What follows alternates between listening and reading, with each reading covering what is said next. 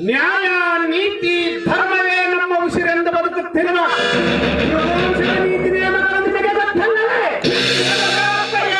ಒಂದು ವೇಳೆ ನಮ್ಮ ಧರ್ಮಕ್ಕೆ ಕಂಟಕ ತಂದವರು ಯಾರೇ ಆಗಿರಲಿ ಅವರನ್ನು ನಿನ್ನ ಪಕ್ಷದಿಂದಲೇ ಶಿರಚ್ಛೇದನ ಮಾಡಬೇಕು.